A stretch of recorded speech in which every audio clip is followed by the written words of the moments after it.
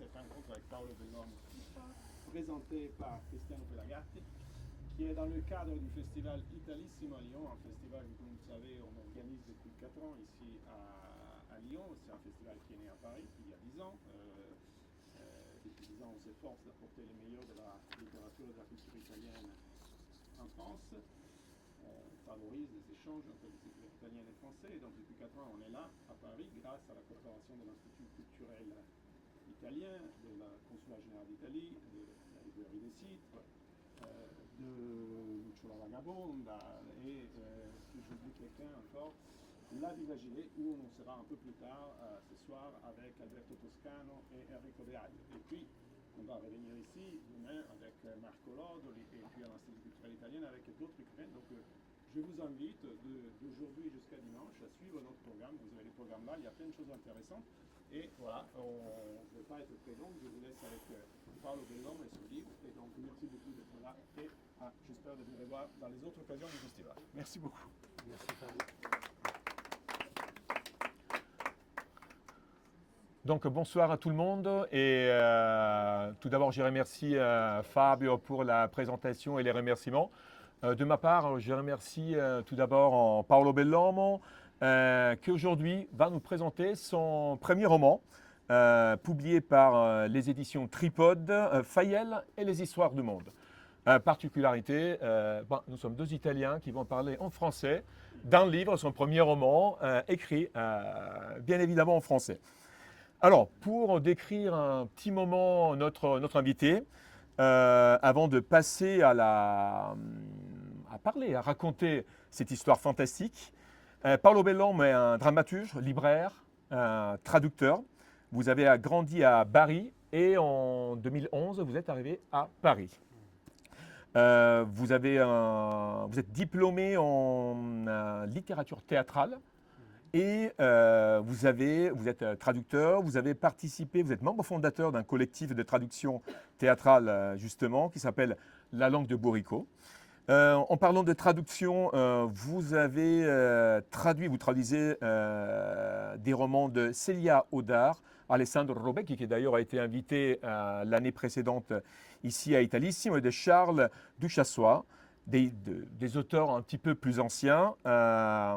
Huysmans, je dois parler par rapport à ça, Pierre Loti et Guy de Maupassant.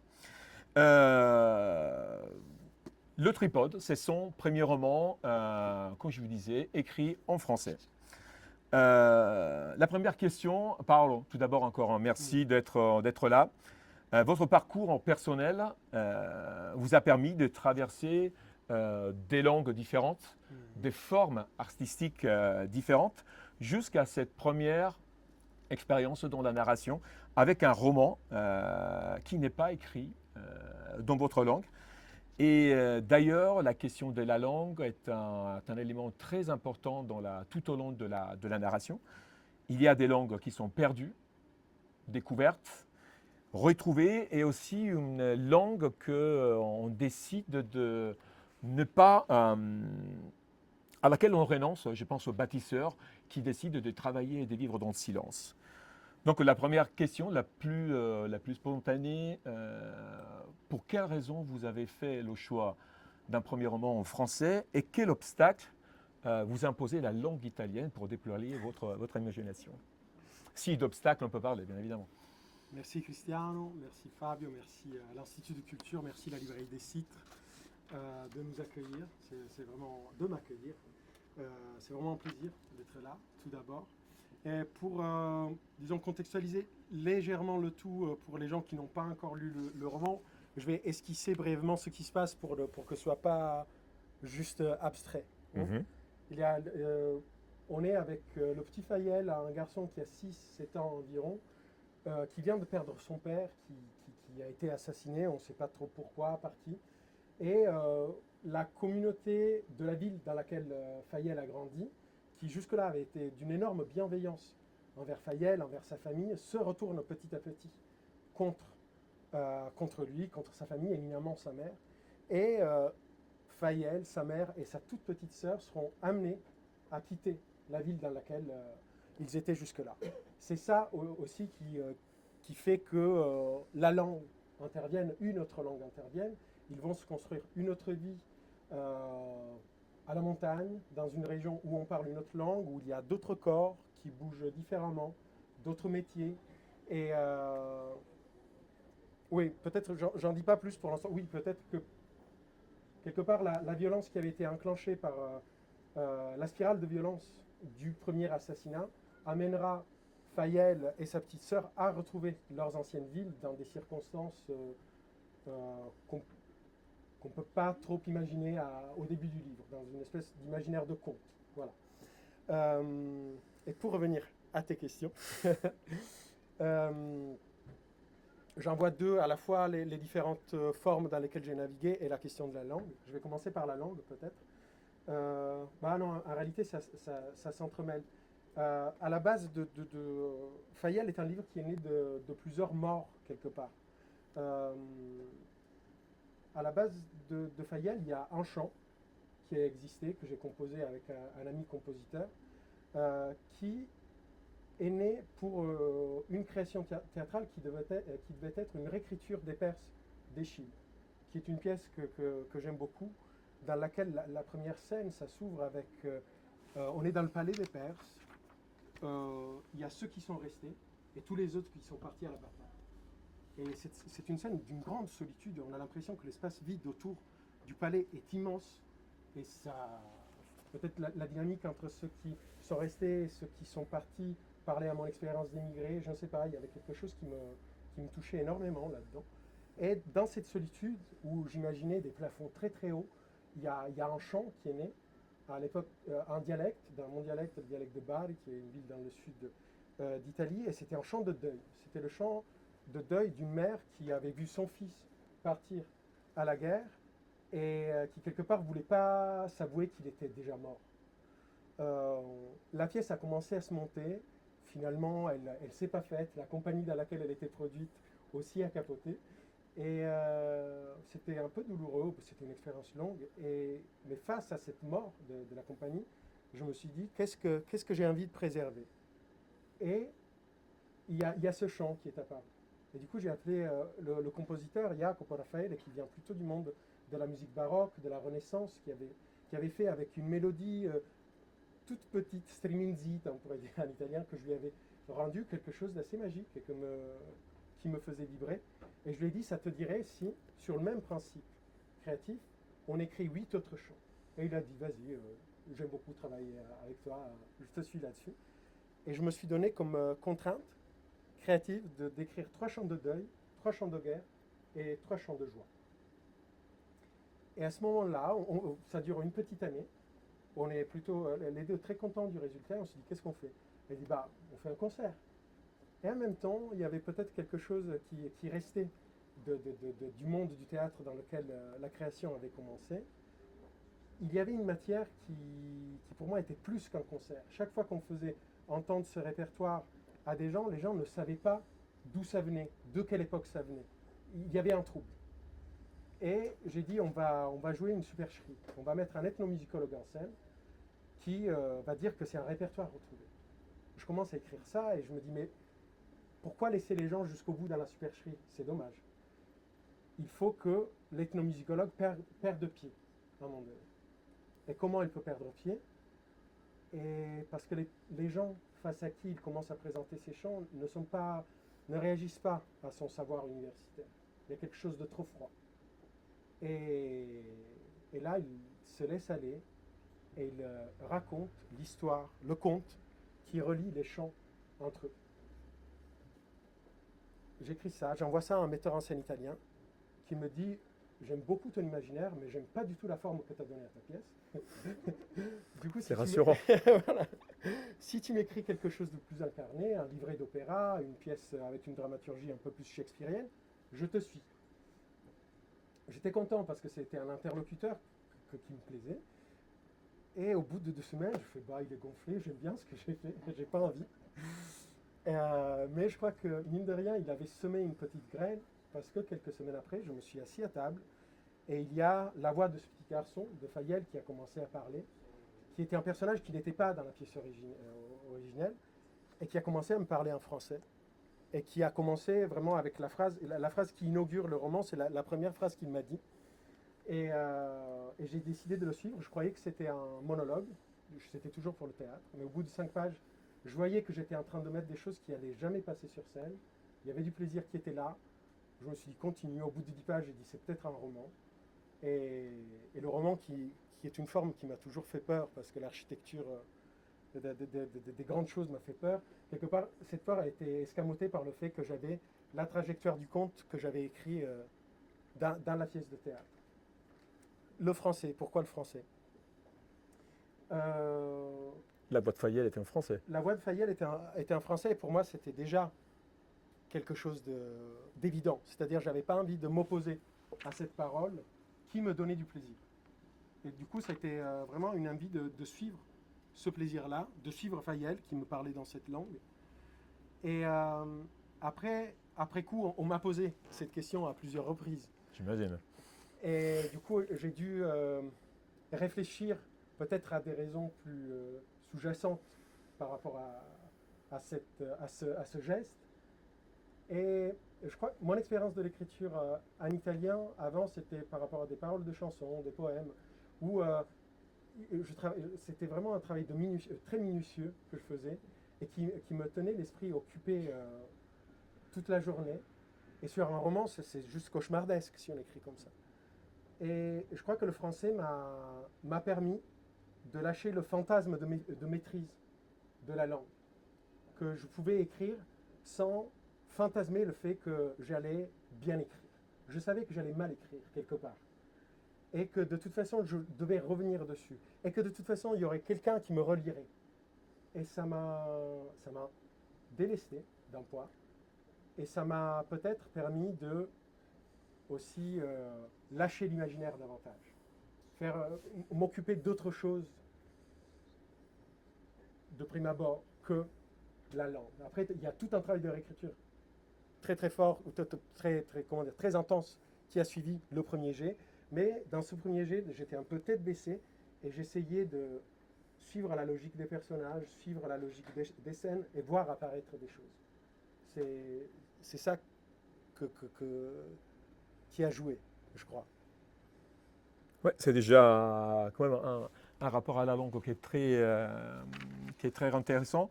Et je reviens sur le premier mot, le démarrage, ces premières phrases. Il paraît que ma mère est incapable de pleurer. Voilà son problème. Ça, c'est le déclenchement de cette histoire, de cette manque d'émotion de la mère au décès du père, et chose qui enclenche ce changement d'attitude de cette communauté qui était très bienveillante, comme tu disais, à l'égard de cette famille, et après qui devient, ça me rappelle ce que tu appelles, toi, des braves gens. Ça me rappelle un petit peu la chasse aux enfants de Prévert, ce changement d'attitude jusqu'à cette pression qui poussera cette famille à quitter ce village. Par contre, le roman, même si Fayel, le titre qui apparaît sur le titre du roman, c'est un personnage, oui, c'est le protagoniste, mais c'est assez étonnant parce qu'il n'est pas présent tout le temps. Et le roman a une particularité, il ne laisse jamais le lecteur dans une position confortable. Et avec ça, c'est quand même un compliment, ce n'est pas forcément quelque chose de négatif. On n'a aucun repère géographique, on ne sait pas où on est. Donc moi, je ne peux pas le dire. On peut le soupçonner, mais vraiment de façon pas très claire. Le nom des personnages est très étrange. J'ai du mal déjà à les prononcer. Et déjà, les personnages, avec leur nom, portent une sorte d'imaginaire très intéressant et qui stimule la lecteur et le lecteur. Et vous avez des narrateurs différents. Et aussi, toujours une narration qui est suspendue entre le réveil et le sommeil. On ne sait jamais si on est face au réel, à l'imaginaire, si on est dans un rêve ou quelque chose qui est près d'un rêve. Donc, je voulais savoir pourquoi tu as choisi ces structures narratives et si c'était déjà une structure que tu avais décidée dès le départ ou si ce sont les personnages qui te l'ont imposé. Les noms des personnages, en effet, sont faits pour qu'on ne sache pas où on est. Il y a Fayel, il y a Taloud, il y a Marisabed, Vitelarins ou Vitelarins, en fonction de qui le prononce. Merci de le prononcer comme il faut. Non, mais c'est vrai, c'est-à-dire que c'est des noms qui peuvent être prononcés. Il n'y a pas une prononciation juste de ces personnages. Moi, je laisse, et je suis parfois étonné de la façon dont ces personnages s'appellent chez les uns et chez les autres. Pour moi, c'est une énorme richesse. Parfois, je fais ah, je n'avais pas pensé à ça. Je ne l'avais pas du tout pris en compte dans mon dans la façon dont j'avais imaginé ça. Et pourquoi j'ai voulu laisser cet espace, je ne sais pas si c'est des paysans, mais en tout cas où on n'a pas de repère qui renvoie à une réalité géographique existante, c'est justement pour que la traversée de l'imaginaire que j'ai fait en écrivant puisse être la plus acceptable aussi possible pour le lecteur qui me suit. C'est-à-dire, comme il se passe des choses qui ne peuvent pas arriver dans le monde physique dans lequel on vit, peut-être le fait que ce ne soit pas dans un endroit précis, je me suis dit, ça pouvait aider. Ou en tout cas, pour moi, ça a résonné de cette façon-là. Et pour moi, il y a rarement le rêve, en vrai. Comment dire, il y a des moments qui sont rêvés, mais c'est toujours dit quand c'est rêvé. Mais ça m'intéresse que tu te sois posé la question. Parce que souvent, il y a des passages où il y a le moment du sommeil, le réveil. Donc, il y a toujours une limite qui est franchie, pas franchie. Donc, ça laisse laisse au lecteur une sorte d'attente et de doute que je trouve très ça plaisant. ait basculé, Oui. quelque part. La structure, à part voilà, le conte qui était là, mais dans lequel il y avait très peu d'éléments. C'est-à-dire, dans le conte, j'avais une trajectoire avec des événements, mais il n'y avait pas le 90% des personnages qui ont fini par être dans le roman. Et c'est une structure que je n'ai pas choisie en amont, sauf peut-être, il y a deux ruptures dans le roman. La rupture qui vient au moment où il y a une armée qui se constitue, et une rupture où on perd les personnages qu'on avait suivis dans le début du roman. On les perd pendant quelques temps. Ces deux ruptures-là peut-être étaient déjà dans la structure originaire, et elles étaient importantes pour moi, peut-être pour deux raisons. L'armée, c'est un peu la bascule, la vraie bascule dans l'imaginaire. Et la première rupture, celle dans laquelle on perd les personnages, pour moi, c'est une rupture qui vient mimer quelque chose qui arrive quand il y a migration obligée. C'est-à-dire, il y a un moment où on n'a plus de nouvelles des gens qui sont plus là. Et nous, en réalité, on les suit dans leur migration, on voit très bien ce qui leur arrive, mais quelque part, c'était peut-être protéger trop le lecteur de la violence qu'il peut y avoir parfois dans la migration forcée. Du coup, cette rupture-là, oui, peut-être c'était une vraie rupture à laquelle je tenais. Et tout ce qui se passe, en fait, entre ces trois, disons, piliers de la construction narrative, je crois que j'ai travaillé plutôt par excroissance. C'est-à-dire qu'il y a l'arrivée d'un personnage, comme celui du grand-père, qui n'était pas là au début, qui attire mon attention, et j'ai envie de le suivre. Et du coup, je le suis hors de la maison où il y a le corps à veiller, et je le suis se perdre complètement ailleurs, de rebâtir autre chose dans un autre espace. Et j'ai vraiment eu l'impression, en écrivant, que j'étais en train de lire. Et si ça marchait, et si ça me plaisait pendant que je lisais, je me disais que ça allait le faire. C'était plutôt cette logique-là, et je marchais beaucoup en suivant les personnages, en suivant la logique de la scène, en suivant certaines émotions. Ça a été comme ça que la structure s'est faite, que du coup, pour moi, garde quelque chose de très organique. Il y a, Céline qui m'accompagne en thèse, c'est que je ne suis pas très doué pour les plannings. Et du coup, c'était plutôt la matière, comment elle bougeait. Je l'observais et je dis, bah, ça tient, ça dit quelque chose, allons-y. Voilà. Et toujours en parlant c'est la structure qui amène à une réflexion.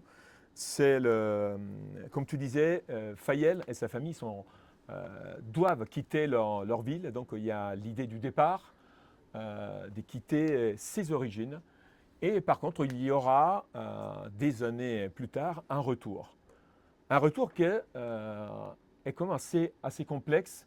Il y a Fayel qui a vécu dans la montagne et déjà physiquement a changé. Sa voix, les traits de son visage. Et par contre, une des premières choses qui m'a touché et surpris dès son retour, il y a un passage. Il repart dans sa ville natale pour participer à un marché. Et en arrivant, je te cite, « J'ai mis les pieds sur la dalle de ma ville. J'ai senti qu'ils étaient gelés, transpirants. Je n'étais pas chez moi. » Donc, la réflexion pour moi qui est presque spontanée, le retour d'où je viens, aux origines, est-il possible? Pour moi, non. Oui. La question, je la pose à toi. Oui, philosophiquement, je suis d'accord avec toi. C'est-à-dire, on revient toujours dans un endroit qui a changé, que le temps a changé. Pour moi, je suis complètement d'accord avec toi et je vois pas comment on peut fantasmer un retour si ce n'est pas un retour qui implique une reconstruction totale. Quand Fayel revient et a cette sensation des pieds gelés, il vient d'apprendre ce qui s'est passé dans la ville qu'il a quittée. Il vient d'apprendre des événements d'une gravité extrême. Et il se sent en danger. Et c'est ça aussi.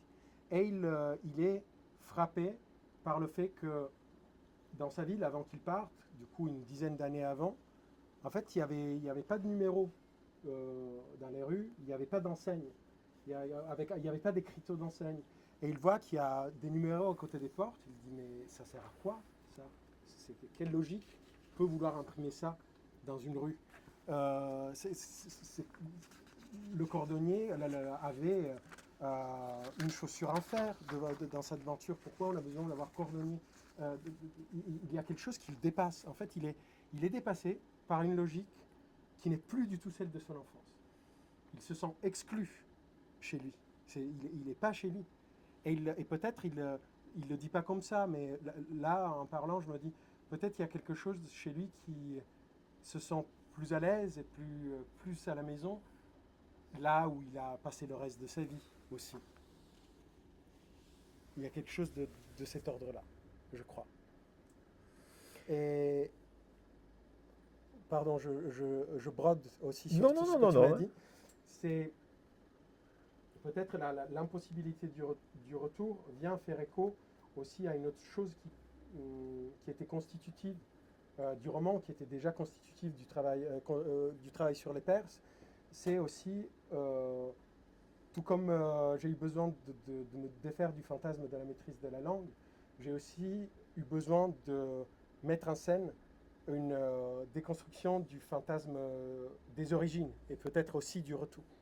C'est-à-dire que dans l'enfance de Fayel, les choses n'étaient pas faciles. Du coup, il n'y avait pas retour à quelque chose de entièrement heureux. Cette communauté qui est basculée par une violence historique, avant que la violence historique arrive, c'était pas le paradis. C'était un peu pour déjouer le fait que hier c'est toujours beau, quelque part. Cette espèce de retour possible à quelque chose de pur, d'incontaminé, c'est ce qui est un des fantasmes les plus dangereux qui traverse notre époque, mais pas uniquement la nôtre. Et peut-être ce retour impossible, c'est une des cartes qui vient s'amonceler sur la pioche de cette déconstruction. Voilà. Alors, maintenant, je voulais savoir si tu pouvais lire un petit passage. Alors, page 26-28.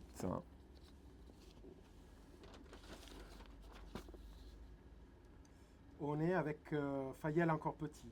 On est avec Fayel encore petit et il y a le décès du père et surtout les gens du village fantasment Et il y a des commérages sur le pourquoi la mère n'est pas capable de pleurer. Donc il y a ce mystère, il y a une sorte d'incompréhension qui génère ensuite la violence dont on a parlé. Chacun réagit à sa façon. D'ici. Mhm. Ah. Laisse-moi commencer là. Ah ben, comme tu veux. J'ai rouvert les yeux dans la maison de mes grands-parents. Ma mère et ma soeur n'étaient plus là. Il y avait moins de bruit, moins de monde que la nuit d'avant. Juste ma grand-mère avec 2 vieilles dames que j'avais dû voir des milliers de fois et le cadavre de mon père. Il avait été déplacé de la table de la cuisine, on l'avait mis dans le salon, on l'avait changé. Il portait d'autres habits et les parfums que je sentais devaient venir de lui parce qu'on parfume les gens dans ce type de situation. J'avais déjà vu faire. Et en plus, toutes ces odeurs n'arrivaient pas à cacher l'autre. Celle qu'on sent tous dans ces circonstances et qu'on fait semblant de ne pas sentir et qui rappelle celle de la nourriture qu'on n'a pas envie de manger. Comme c'était l'été, ils avaient dû faire ça pendant la nuit. Hier, il y avait encore une fleur rouge foncée sur la tempe droite de papa. J'avais essayé de la regarder de près, de plonger mon doigt dedans, mais on m'avait empêché de faire ça. On avait tiré sur mon bras et aujourd'hui, c'était trop tard. Plus de fleurs. C'était comme si elle était redevenue un bourgeon et qu'elle me disait de rester loin avec sa couleur crème qui n'avait plus rien de rouge. Les voix parlaient tout bas. Ses amis disaient à ma grand-mère que c'était normal que Sissine ne pleure pas parce que c'était parce qu'elle était troublée. Sissine, qui est la mère de Faïel. Chacun réagit à sa façon. Surtout elle, qui ne vient pas d'ici. Comment ça? Souvenez-vous de Kunzil, ça lui a pris 3 mois avant de pleurer un bon coup. Mais quel âge avait son mari? 80 ans. Voilà ce que je dis. Kunzil qui ne pleure pas, c'est normal, c'est dans l'ordre des choses. Et en plus, ils ne pouvaient pas se blairer tous les deux. La tronche qu'ils tiraient quand ils étaient dans la même pièce. La fois où le pauvre Titane était tombé, ne bougeait plus, et qu'en attendant le médecin, elle répétait « Bon débarras, qu'il crève, bon débarras ». C'était à mourir de rire. Mon Samuel, dans la fleur de l'âge, regardez qu'il est beau. Marisabeth, sera mais pense aux petits. Ils ont de la chance de t'avoir comme grand-mère. Il faut que Sissine crache sa peine. Sinon, ça va assécher tout son amour. Les enfants vont mourir si leur mère se met à les aimer d'un amour tout sec. Si, sec, oui. Il faut qu'on l'aide, ça, c'est sûr. Mais, dites-moi, cette tendance à la froideur, elle l'a toujours eue, non? Vous ne trouvez pas?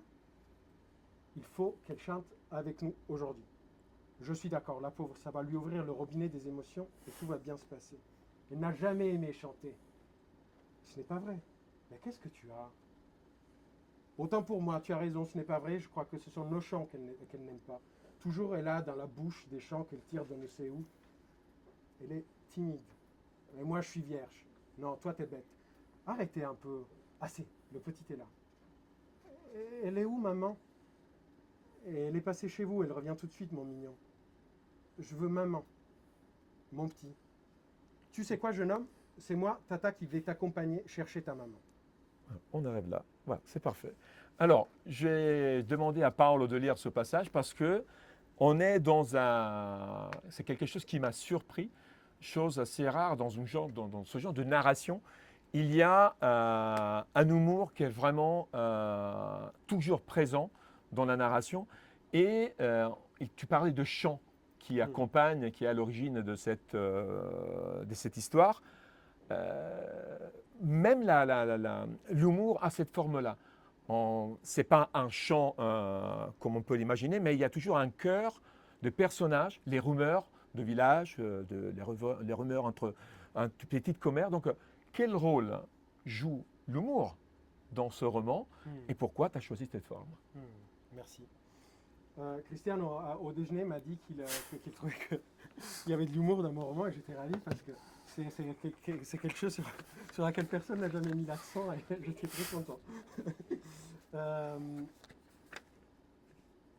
Pour moi, ce qui me tenait beaucoup à cœur dans ce roman, c'était de montrer comment on peut traverser des choses dures dans la vie, même tragiques. Et mine de rien, la vitalité est là. Il y a, même dans le deuil, parfois il y a des moments drôles à mourir dans un deuil. Il y a des choses terribles qui se passent. Parfois c'est des gens très maladroits. Mais je ne voulais pas qu'il y ait un peu ce portrait pour moi en silhouette où il y a une mort, du coup c'est triste. Il y a une guerre, du coup c'est juste terrible.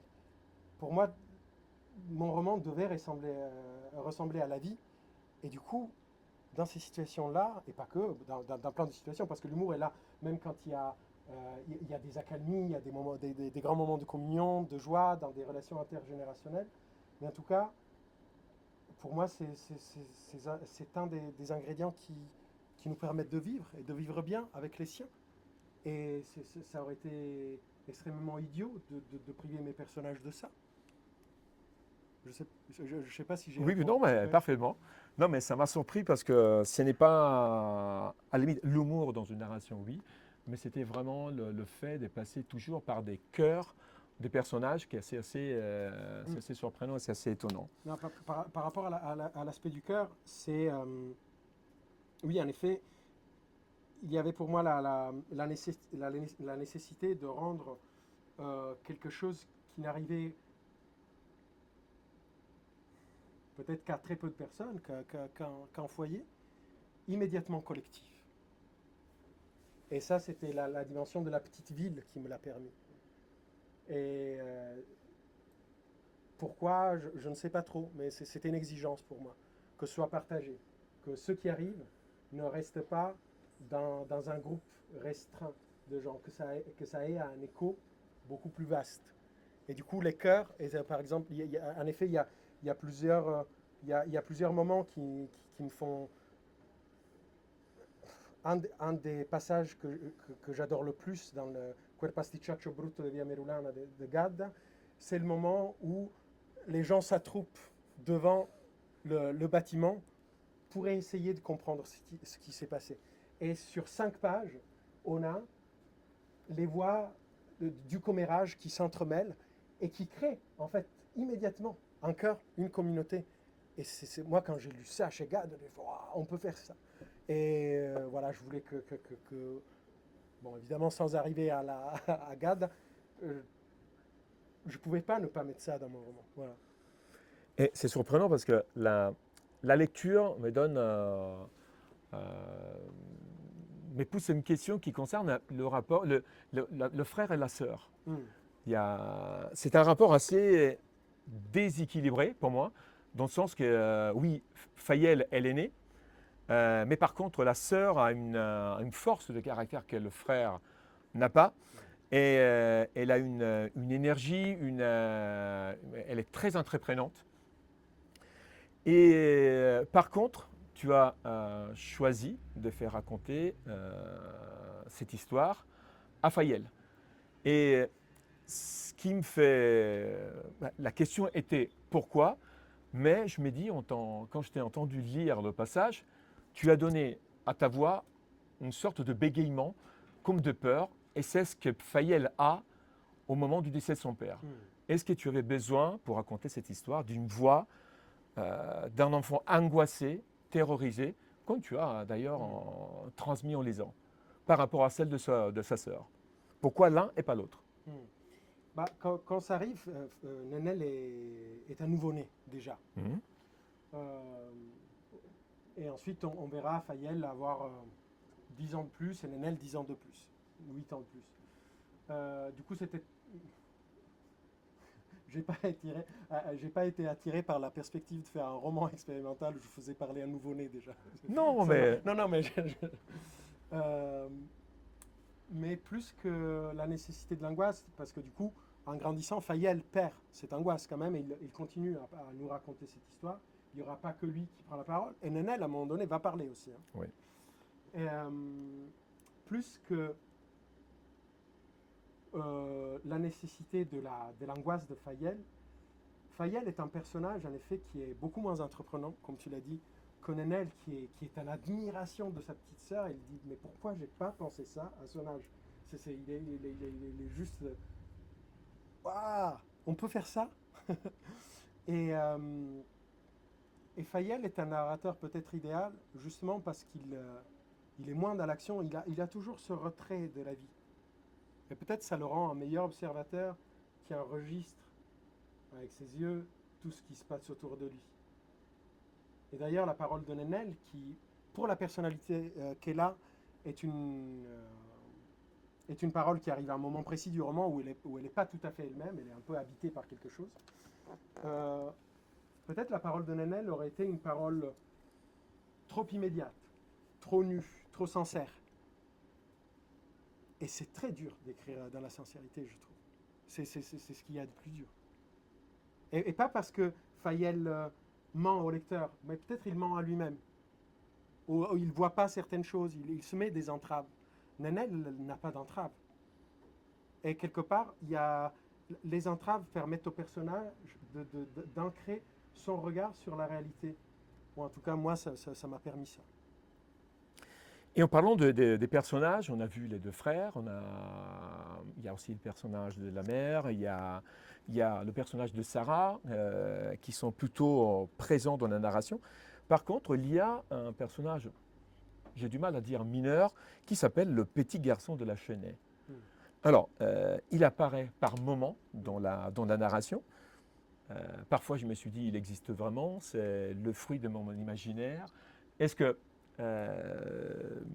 c'est toujours un personnage, on revient sur le fait à la lisière entre le rêve et le réel. Quel rôle a-t-il dans cette narration, dans ce roman, pour toi?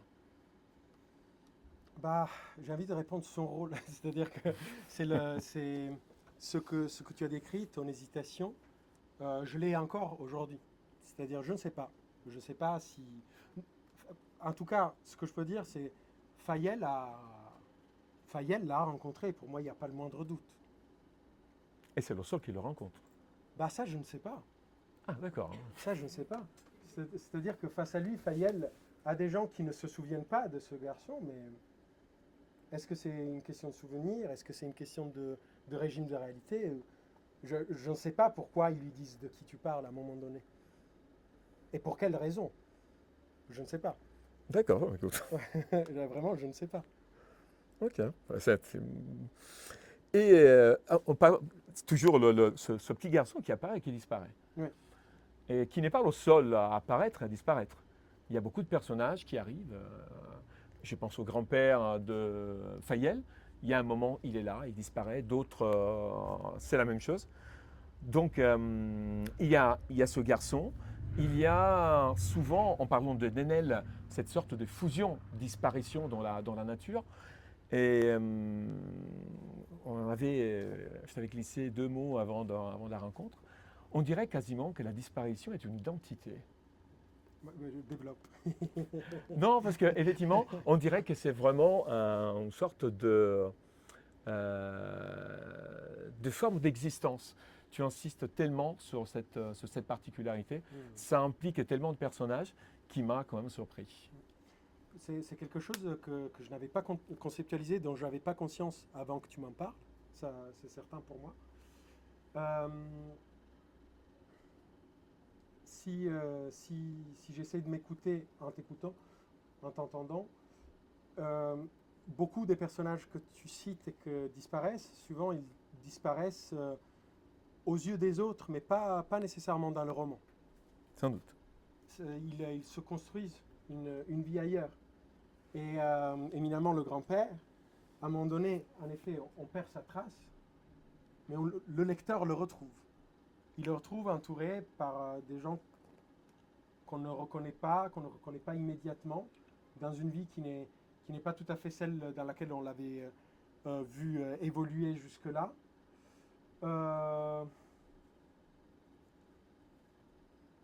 Ouais, c'est plutôt peut-être une soustraction au regard des autres qui permet à certains personnages d'exprimer au mieux une volonté qui pour certains essayaient d'exprimer face aux autres, mais qui juste passaient pas à vite la rime. À un moment donné, le grand-père était vu comme un fou dans la communauté.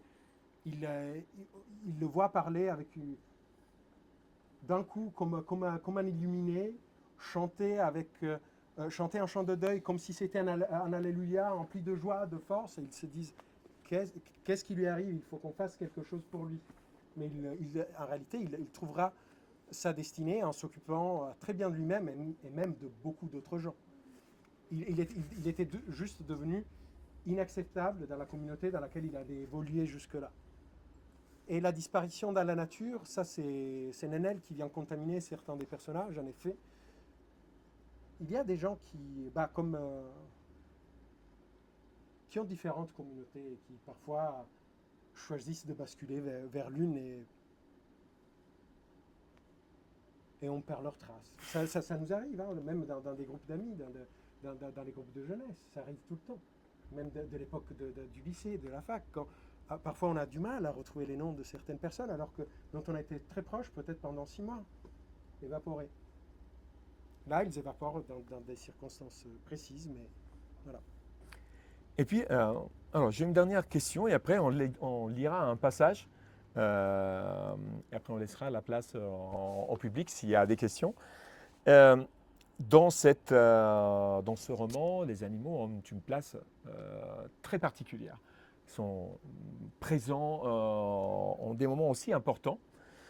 Mais après le retour, cette marche de cette armée qui revient vers la ville natale de Fayel, il y a un passage où, je te cite, « Partout, le chantier a duré une vingtaine de jours. Au départ, les animaux qui avaient accompagné notre descente se sont rendus utiles comme ils pouvaient. Ils aidaient au transport, principalement. Mais ils se sont très vite rendus compte que l'histoire qui commençait était une histoire d'êtres humains et sont retournés vaquer à leur occupation. » Alors, dans ce roman, où, comme je te disais, les animaux ont eu un rôle très important, on a la sensation qu'une fois la magie terminée, il n'y a que de la place pour les humains. Pourquoi ? C'est vrai. Non, c'est une question, je ne sais pas si c'est vrai ou pas. C'est ta sensation.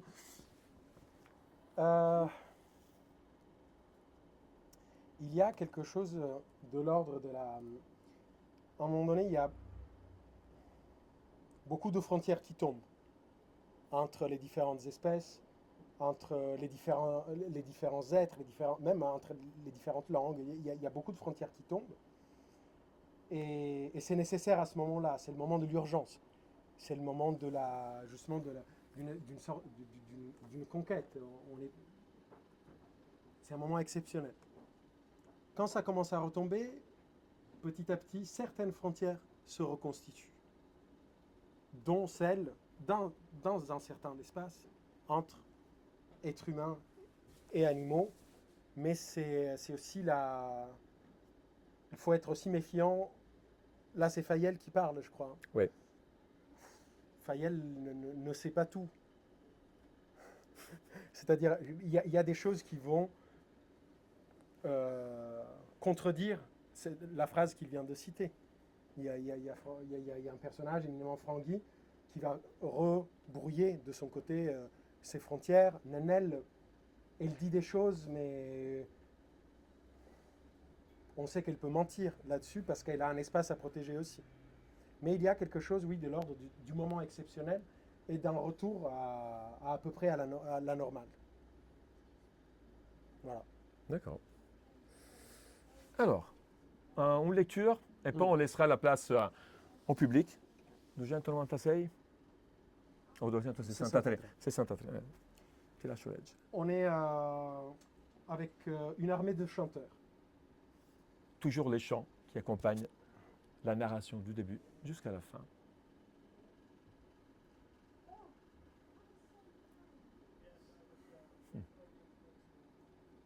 Après une nuit de pluie intense qui a voulu noyer notre chant sous sa sourdine, l'aube nous tombe dessus par une éclaircie.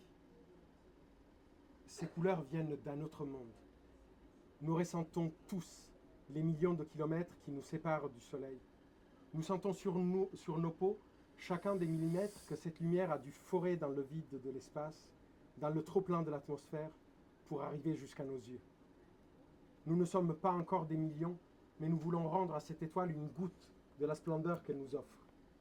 Notre chant s'aiguise, nos corps se mettent à bouger en cercle concentrique, notre voix monte verticalement dans une sorte de colonne qui en augmente la pression, la pousse à des limites insupportables. Elle traverse les nuages, une zone épaisse et froide après laquelle les matières commencent à chauffer. Nous le sentons depuis le sol, ça nous excite, ça nous permet de puiser dans des réservoirs d'air que nous ne connaissions pas. Certains d'entre nous ferment leurs paupières pour éviter que leurs yeux s'exorbitent et se détachent de leur corps. Là-haut, notre voix est bombardée par des myriades de météores qui l'affaiblissent, l'étouffent, l'arrêtent cruellement et la font retomber au sol, vers son origine, nos bouches. Nous ravalons notre voix et pour la première fois, nous nous sentons épuisés. Ti ringrazio Paolo. Grazie. E allora, lasciamo spazio, le changement est un peu brutal, on laisse la place au public. S'il y a des questions, Paolo, il est bien évidemment là pour répondre. Alors moi j'aurais deux questions. Une peut-être facile venant de moi. Est-ce que toute ta réflexion sur la question du pastiche a pu contribuer de près ou de loin à l'écriture de ce roman, de manière consciente ou non? Est-ce que c'est quelque chose qui peut-être participe de la dimension comique aussi? Comique aussi dans tous les sens du terme aussi, avec ce qu'il y a comme passage, on l'a entendu dans ce qui a été lu, non? Ce jeu entre les registres de langue, tout ce jeu entre les mécanismes en fait des langues qui peut se produire dans le pastiche. Et puis la deuxième question, c'est que tu as parlé d'un gros travail de réécriture. Finalement, vous avez beaucoup plus creusé ensemble la question du premier jet. Et j'aimerais revenir sur cette réécriture puisque tu disais tout à l'heure que tu as finalement écrit comme on lit. Est-ce que tu as réécrit comme on traduit? Dans une traduction qui ne serait pas un lissage du texte, mais plutôt justement chercher à rendre un rendu et en même temps à garder la force d'altérité du texte original. Je vais commencer par répondre à la deuxième question. Alors la réécriture, comme j'ai écrit vraiment la tête baissée, j'avais face à moi un texte dans lequel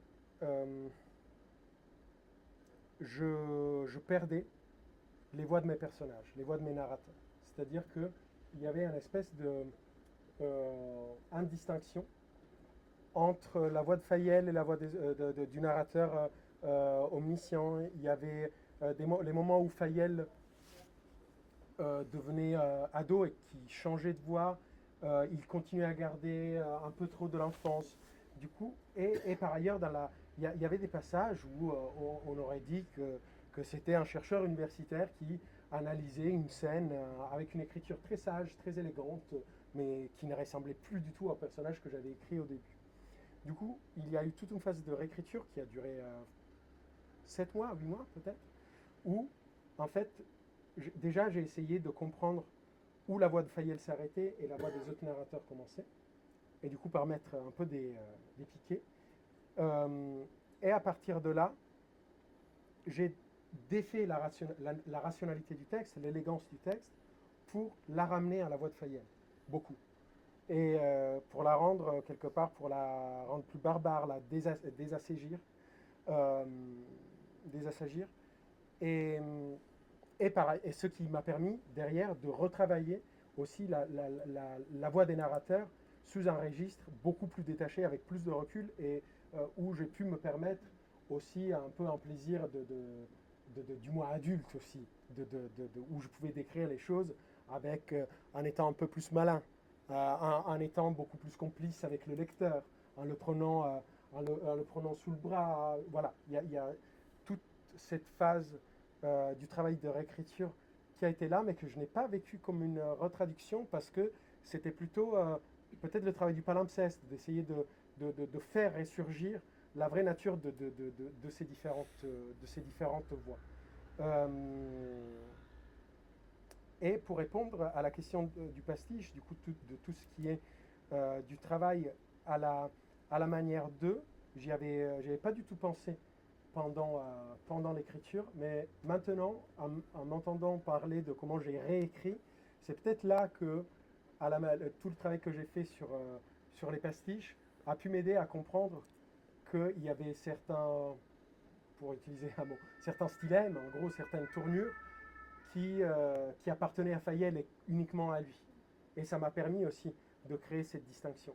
Mais non, autrement, je ne l'ai pas senti œuvrer pendant la phase de création.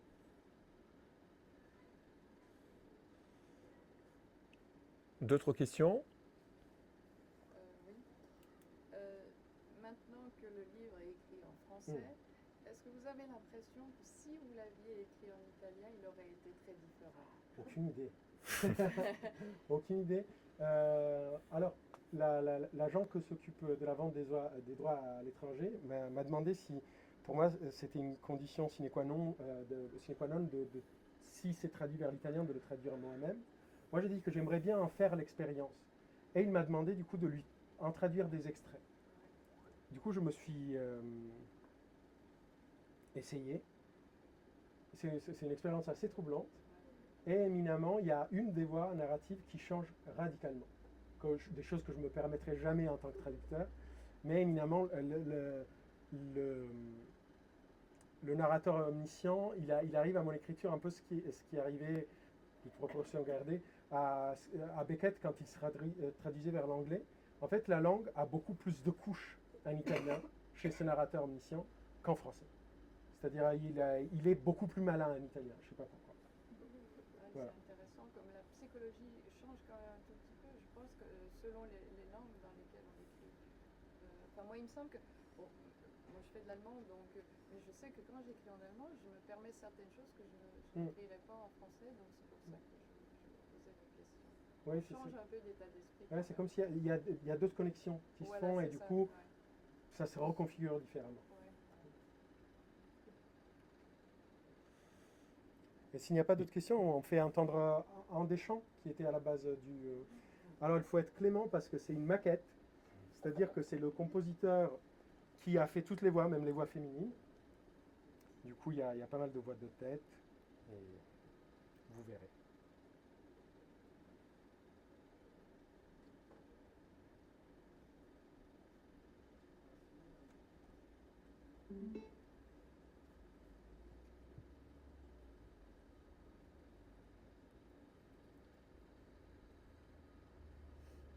Si mon téléphone va bien.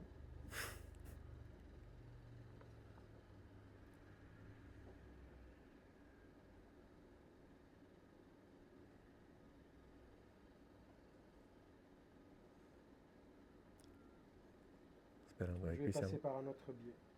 Oh, je vais me connecter à YouTube. Il y aura de la pub sans doute.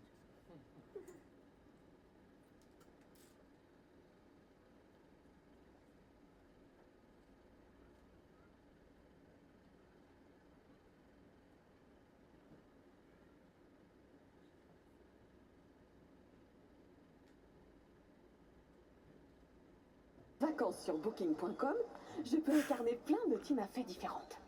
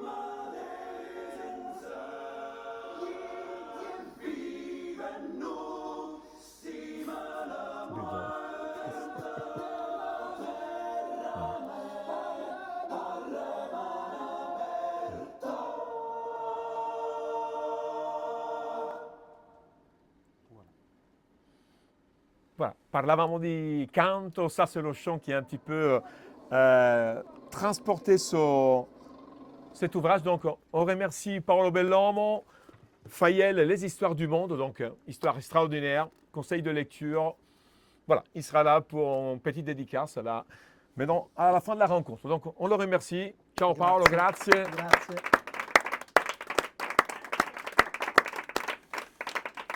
E chi vuole?